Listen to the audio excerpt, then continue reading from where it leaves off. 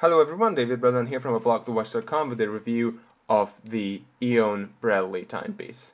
Now, it happens often that we get asked why don't we review more watches in the couple $100 price segment, and actually we do. We just nowadays only do it when we think it's something new and something interesting and something that we believe is worth your time, your attention, and possibly even part of your budget.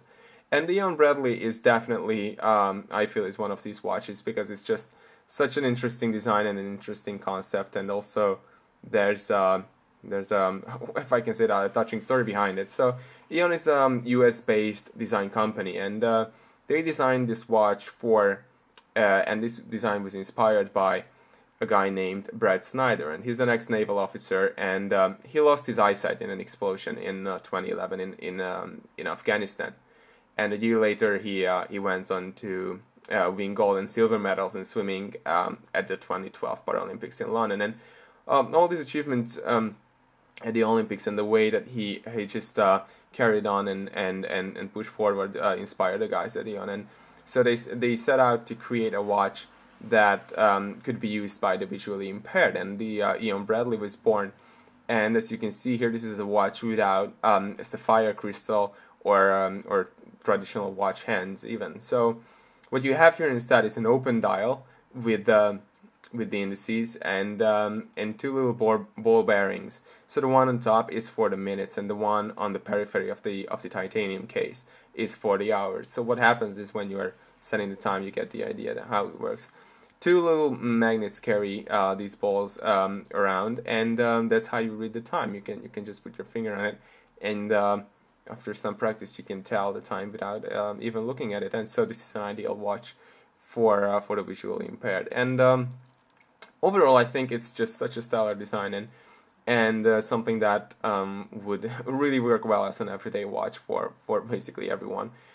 The case is 40 millimeters wide and 11.5 millimeters thick, and all of the Eone Bradley watches come with a titanium case. So I have two versions here. This one is on the steel mesh bracelet, and there's another one here on this really cool looking, arguably a little bit more feminine textile strap. There are a bunch of other options. There are ones with different colored indices and different colored straps, and you really can customize this watch. And as you can see here, you can change the strap easily. So it's a great fashion watch if you like, if you want to look at it this way. But it has so much more going for it that I just really don't feel like calling it just that, because I think it's such a great design. I wouldn't call it just simply a fashion watch. The packaging is unusually nice for the price point as well. I would just open it up just so that you see that you really do get like a complete package here, so to speak.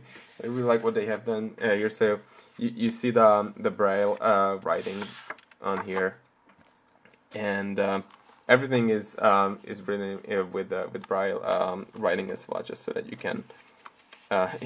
Even the visually impaired can read the instructions and whatnot.